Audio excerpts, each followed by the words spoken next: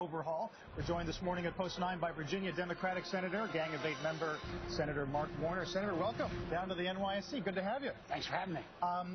For a few weeks, we were reading about dinners at your house, senators trying to work something out on the side. Clearly, it collides with some of the headlines we've gotten over the weekend. We all know what the frame of this deal has to be. You've got to get additional revenues. You've got to find a way to reform the entitlements. You've got to make some additional cuts. You've got to get a net of minimum $4 trillion over 10 years. Now, it sounds like a big number, but when you think about the size of our economy, the size of the government spend over a 10-year period, this is so much remarkably smaller than what's being asked of people throughout Europe, people in the UK, throughout the world. So my hope is we are going to get the deal done. We've got about 3 weeks or so to play with, at least this year, some say. Is that feasible, really, knowing what you know about? I think what you've got to realize, there's got to be a down payment. The president outlined what he wants for that down payment on the revenue side. Let's go ahead and have the rates go back up, which, by the way, was the underlying assumption that was included in the whole Simpson-Bowles plan, which a lot of folks have talked about. Our so-called Gang of 6 plan embraced that as well, brought those rates back up to 39%. You could still do tax reform after that. They could bring them back down lower and eliminate a lot of the tax expenditures.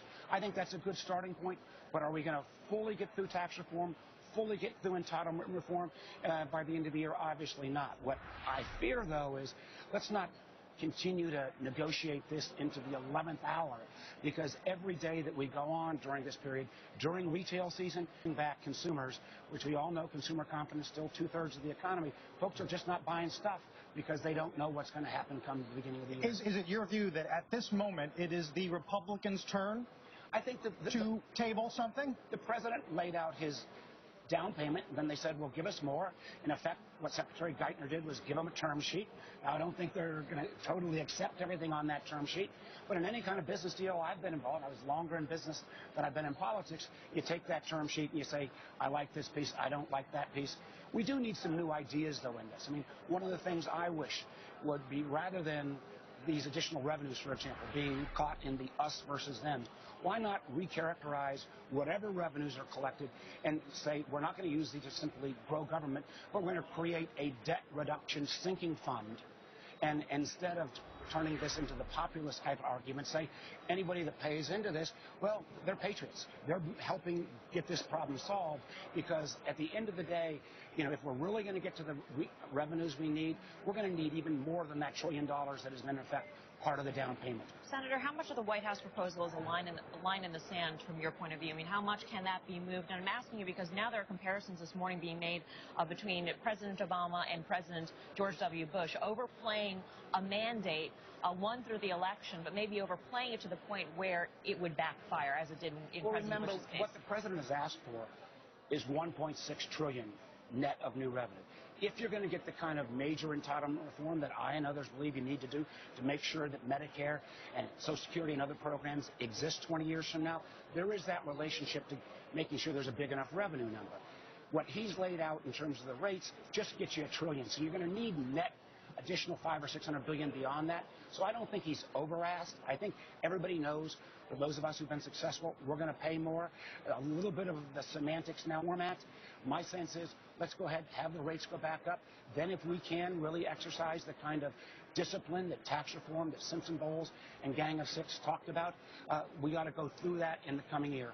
Senator, it seems more than semantics over overtaxing the wealthy and how we move forward on that. Speaker Boehner would argue he's actually put a solution on the table, that he will compromise on the deductions. Why is, in that context, the Treasury Secretary being so belligerent in saying again on Meet the Press over the weekend that marginal tax rates need to rise on the wealthy? There is no need for that. You just need the total tax rate, the total tax take to rise on the wealthy, not the marginal rates. Look at those plans that have actually people have talked about. I mean, the Speaker has talked a lot about Simpson-Bowles. What were the Simpson-Bowles underlying assumptions? They assumed those top rates went back up, and you built your tax reform off of that premise, off a progressivity test that included a top rate of 39%. The actuality as well, when we actually get to tax reform, very supportive business leader, and one of the reasons why I think we're going to get it done this time is because the business community in the campaign to fix the debt and others have stepped up. But when the rubber hits the road and they end up saying, well, which deduction specifically? I had somebody come out and say, Don't touch charitable. Don't touch state and the local. bigger issue here. Out of New York. The bigger issue here is that marginal tax rates in economic theory, and as far as the Republican Party are concerned, if they go higher, it's going to be bad for the economy. It's a blindingly obvious thing. If you raise marginal tax rates, it reduces incentives in the economy. Why not just give them that? Someone who did pretty well in the 90s as a business guy, building tech companies, being a venture capitalist. I didn't see our economy being held back by what I think was a relatively fair tax code of the 90s. And what we're saying is we got to bank that, in the short term, bank some of those additional revenues. We've already done $1 trillion of domestic discretionary cuts. How do we then even that up and move towards full-fledged tax reform? I think this is the best, smartest, quickest way if we're going to really get something done in the short term before the end of the year. We hear a lot about on the expenditure side cuts and entitlements, or at least reform there. Haven't heard as much about defense. You're from a state, so many states rely a lot on that defense budget under sequestration. It's going to get cut pretty substantially. Where do you think defense ends up, though, if we do get a deal? Well, everybody wants to avoid sequestration. Lots of my friends in the defense industry say, don't do sequestration, do Simpson-Bowles. It indicates they've not read Simpson-Bowles because the top line number in Simpson-Bowles was almost as high as sequestration. The numbers are roughly within the Budget Control Act over 10 years, about $480 billion of defense cuts. Sequestration almost doubles that. I think you're going to see something north of $480 billion, but substantially lower than that $950. What folks in the defense industry have said is, in addition to giving us a number, give us the ability to plan. One of the things that hobbles our defense industry more than anything right now is this absurd way we run the largest enterprise in the world, the federal government, on 3- and 6-month continuing resolutions. Give us a 2- to 3-year window to plan, and any legitimate business can plan against the budget, but give us that number, give us that flexibility. Some see that debt limit control being taken away from Congress as a lack of discipline, right? That you're not willing to adhere to that discipline. Or you have a Dick Durbin come out one day and say that he wants hands-off Social Security, Medicare in the framework. I mean, that's where people see the breakdown in compromise. I think about Durbin, who's taken more arrows than anyone, as somebody who's hung in with Simpson-Bowles, hung in with Gang of Six, been very willing to say entitlements have to be part of this mix. What I think we do need to put in place, and one of the things that our plan did that candidly Simpson-Bowles and others did, was that if you lock in a top-line number, you can't unwind that in the dark of the night. Any ability to break a budget cap would require a standalone vote, a 2/3 majority in the Senate.